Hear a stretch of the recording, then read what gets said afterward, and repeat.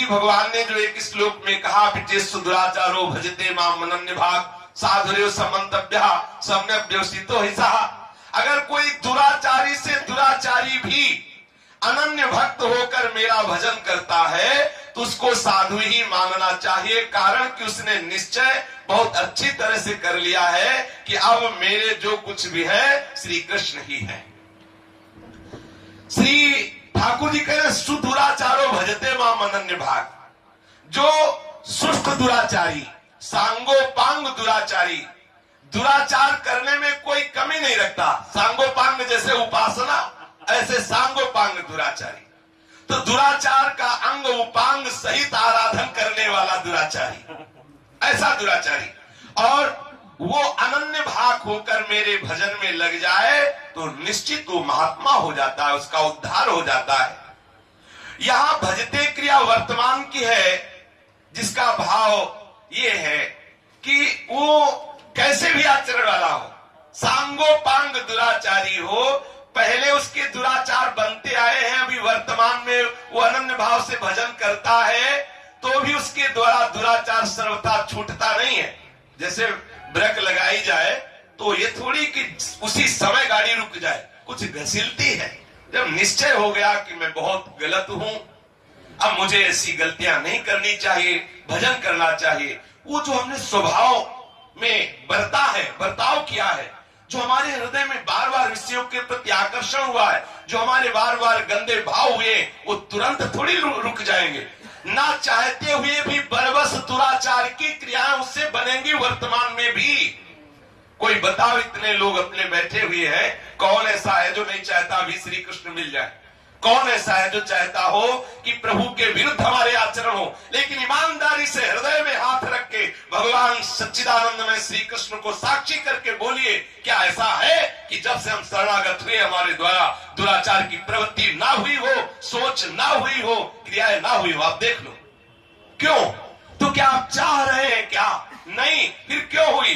बस वो घसीलती जा रही गाड़ी। अब वो ब्रेक तो लग चुकी। जैसे एक बड़ा वृक्ष है और वो आंधी में जड़ से उखड़ जाए तो उखड़ जाने पर भी महीनों हरा दिखाई देता है, यद्यपि उसका जड़ से संबंध नहीं रह गया पृथ्वी से, फिर भी वो हरा भरा दिखाई देता है। ऐसे ही यद्यपि हमारा वासनाओं से संबंध नहीं रह गया है, वर्तमान में क्रियाएं होती रहती हैं, पर उसे अनन्य भाव वाला भक्त ही माना जाएगा, क्योंकि वो दुराचार परायण रहा है, अब भगवत परायण हो गया है, पर स्वभाव संस्कार वश उससे दुराचार में क्रियाएं हो रही हैं। ये थोड़ा तर्क से परे की बात है। इसमें तर्क तब करे जब पहले हृदय की बात देख ले। लोग तर्क कर बैठते हैं बुद्धि की बात से, बुद्धि की बात। अब मान लो खड़े होकर कोई तर्क करे कि ऐसा वैसा कैसे, तो छाती में हाथ धर के देखो तुम कैसे। क्या तुम ये बात जो तर्क कर रहे हो नहीं जानते? अगर जानते हो तो फिर ऐसा क्यों? आप हृदय में देखो। देखो, विद्वता की बात अलग होती है, हृदय की बात अलग होती है।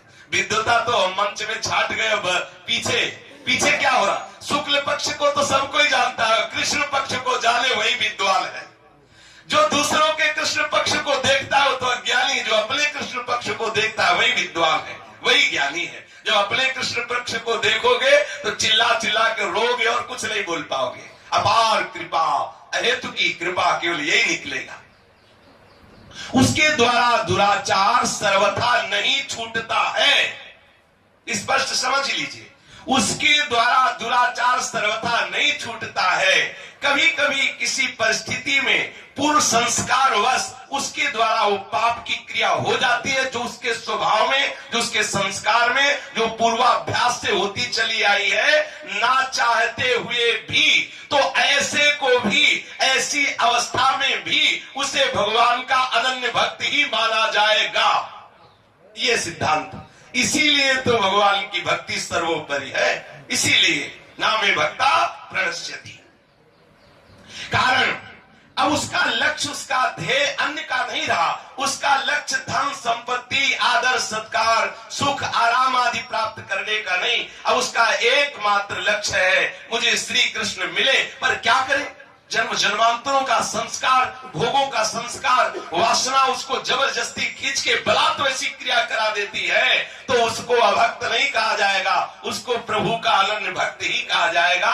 इसी बात को श्री ध्रुवदास जी ने भजन सत लीला में कहा है, यद्यपि भक्त अनन्य जो विषय इंद्रियन बस होए, कर्मठ कोट जितेंद्रियन ते समलायन कोई। उस भक्त की बराबरी करोड़ों जितेंद्रिय कर्मकांडी नहीं हो सकते, क्योंकि जितेंद्रिय कर्मकांडी को अपने कर्मों पर विश्वास है, कर्मों का भरोसा है, और जितेंद्रिय को अपनी जितेंद्रियता का भरोसा है, लेकिन उसको श्री कृष्ण का भरोसा है। ये खास बात, उस भक्त को अपने आचरण का भरोसा नहीं, क्योंकि जान राम कैसे आचरण के रहे हैं और कैसा आचरण वर्तमान में भी है, उसे प्रभु का भरोसा है। और जिसको प्रभु का भरोसा है उसके लिए क्या दुर्लभ रह गया, उसके लिए दुर्लभ क्या है? ये तो सर्वाणि कर्माणि मयि सन्न्यस्य मत्पराः, उसके लिए प्रभु कहते हैं तेषाम् अहं समुद्धर्ता नृत्य संसार सागरात् भवामि न चिरात् पार्थ मय्या विसिज्जित सा।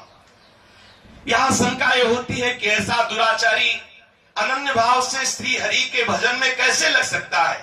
उसके लगने में कोई कारण हो सकता है। हाँ, एक तो वो कि किसी आफत में पड़ जाए ऐसा दुराचारी, और उसको कहीं किंचन मात्र कोई सहारा न मिले, ऐसी अवस्था में अचानक उसको कहीं सुनी हुई ये बात याद आ जाए कि जब कोई सहायक नहीं होता तो श्री हरि सहायता करते हैं, श्री कृष्ण सहायता करते हैं, और वो दुराचारी उसी समय हृदय से पुकार उठे, हे श्री कृष्ण मैं आपकी शरण में हूं।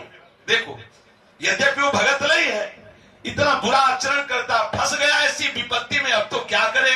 तो कभी उसने सुन रखा है, किसी हृदय के कोने में बात उसके है कि जब कोई सहारा नहीं देता तो श्री भगवान सहारा देते हैं। वो पुकार उठा, हे श्री कृष्ण हमारी रक्षा करो, बस प्रभु से अपना परम भक्त मानते हैं।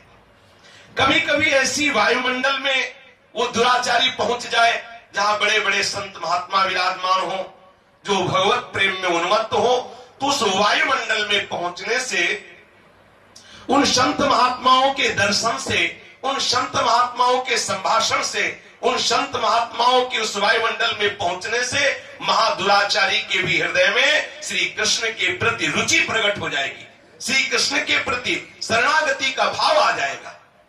जैसे वाल्मीकि जी, अजामिल जी, सदन कसाई आदि ये बड़े बड़े पापाचरण से जो युक्त हैं, ये संतों के संग से भक्त बन गए। कोई यदि ऐसी कथा सुन ले कि वाल्मीकि जी ऐसे थे, सदन कसाई जी ऐसे, अजामिल जी ऐसे, और उनके ऊपर भगवान की कृपा हुई, तो हमारे ऊपर भी हो सकती है। और वो दुराचारी ऐसा सुनकर भगवान की शरण में आवे तो भगवान उसे साधु बना लेते हैं, उसे अपना भक्त बना लेते हैं। या कोई प्राणी ऐसी आफत में आ जाए जहां उसके बचने की कोई संभावना न हो, पर वो बच गया, और उस बचने में वो देखे कि मुझे सिर्फ भगवान ने बचाया। ऐसी घटनाएं आती हैं संतों के जीवन में, वो ऐसी घटनाओं में फिर महान साधु बन जाते हैं। देखा कि अरे मैंने तो पुकारा भी नहीं और ये मैं बच गया, किसने बचाया? बोले सिर्फ श्री कृष्ण ने बचाया। बस उसके हृदय में भावधारा बहने लगती है प्रभु के प्रति, वो ऐसा विलक्षण भक्त बन जाता है कि भगवान को बहुत प्यारा हो जाता है। किसी संत के दर्शन से पतन करने वाले दुष्कर्मों से घृणा हो जाए, कोई संत उसे फटकार दे, कोई संत उसे डांट लगा दे, कोई संत के किसी क्रोधावेश का शिकार बन जाए, जैसे नलकुबर मणिगिरी ऋषि नारद जी के, जा तेरा, उसका भयभीत होकर भगवान के चरणों में शरण में लग जाए। एक शराब पी रहे थे अपने मित्रों के साथ, तो एक उन्मत्त हुए भगवत चिंतन में फकीर जा रहे थे, संत भगवान जा रहे थे। उन्होंने कहा आओ बाबा पी लो आके, कहा मारे मारे घूम रहे हो? वो तो शराब ही पी रहा था। बोले पी ले 7 दिन में मरेगा, तो 7 दिन में मरेगा। इतना उसे श्रद्धा थी कि संत जो बोलते हो सत्य हो जाता है। इतना कितना भी वो आसुरी प्रवृत्ति का उसमें कोई ना कोई दैवी संपदा रहती है, और कितना भी दैवी संपदा वाला हो उसे ये नहीं मानना चाहिए कि मेरे अंदर आसुरी संपदा, कहीं न कहीं बनी ही रहती है। अगर ये माना मेरे अंदर आसुरी संपदा नहीं तो यही है आसुरी संपदा। अगर ये आप मान रहे हैं कि मेरे अंदर आसुरी संपदा नहीं है तो ये भी आसुरी संपदा का ही लक्षण है, क्योंकि जरा सा माना कि मेरे अंदर अहंकार नहीं तो ये भी तो अहंकार की वृत्ति है। जैसे कोई कितना भी पापी क्यों ना हो उसके अंदर एक न एक वृत्ति पुण्य की रहती है, कोई कितना बड़ा पुण्यात्मा, क्योंकि सुमति कुमति सबके उर रहा है, सबके हृदय में सुमति कुमति रहती है। उसके हृदय में इतनी श्रद्धा थी कि संत महात्मा जो बोल देते हो जाता है। और वो गिलास शराब का वहीं ढीला पड़ गया। महात्मा जी तो चले, वो बात बैठ गई। शायद उसके चिंतन से न बैठी होगी तो संत के संकल्प से बैठ गई होगी कि कैसा जीवन नष्ट कर रहा है, मदिरा पान करके, उन्मत्त हो करके। वो दिमाग में बार बार चक्कर लगाने लगी बात, 7 दिन में मर जाए। संत तो जो बोलते हैं सत्य होता है, 7 दिन में मृत्यु हो जाएगी। शाम तक तो ऐसा चिंतन बैठा कि नशा तो उतर गया, दूसरा नशा चढ़ गया। जब मरी जाना है तो रात से शराब क्यों पिए, दूसरे दिन शराब नहीं पी। जब मर जाना है तो परिवार वाले किस काम में आएंगे, दूसरे दिन परिवार से मिलना बंद, तीसरे दिन भोजन पानी बंद। अब क्या करें, उसको भगवत चरणारविंद की याद आई। भगवान अब आप हमें बचा सकते हो, क्योंकि मैं बहुत पापी हूँ, दुराचार करने वाला, शराब पीने वाला। हे हरि क्या करूं, बस श्री हरि श्री हरि श्री हरि श्री हरि। 4 दिन और बीते, 7वां दिन पूर्ण तन्मय, न खाना न पीना न बोलना न मिलना। महात्मा जी ने ध्यान के द्वारा देखा, बोले काम हो गया। लौट के आए 7वें दिन, जेव ही समीप पहुंचे, आंख मुंदे बस श्री हरि श्री हरि श्री हरि। महात्मा जी ने स्पर्श कहे, उठ, आंख खुला। बोले पिलाएगा? अरे बोले बाबा ये बताओ, तुम कह रहे थे 7 दिन में मर जाओगे, तो कितने क्षण बाद मरना है? बोले अब तुम अमर हो गए। हमने जिसको कहा था मर जाओगे वो मर गई, जिस शराब में तुम बोल रहे थे वो मर गई। बेटा, जो भगवत चरणारविंद का आश्रय ले लेता है, जो भगवान नाम का आश्रय ले लेता है, वो अमर हो जाता है। उसी दिन से वो साधु बन गया, उसी दिन से उसके हृदय में भक्ति। यदि किसी संत महात्मा का दर्शन हो जाए, कोई संत महात्मा उससे क्रोधित हो जाए, कोई संत महात्मा डांट फटकार लगा दे, उसकी दृष्टि में चढ़ जाए, तो भी वो दुराचारी महात्मा बन सकता है। वर्तमान में भी दुराचार करने वाला यदि भगवत चरणारविंद का आश्रित है तो भगवान कृपा करके उसे साधु बना देते। शेष चर्चा आगे। श्री राधा वल्लभ लाल।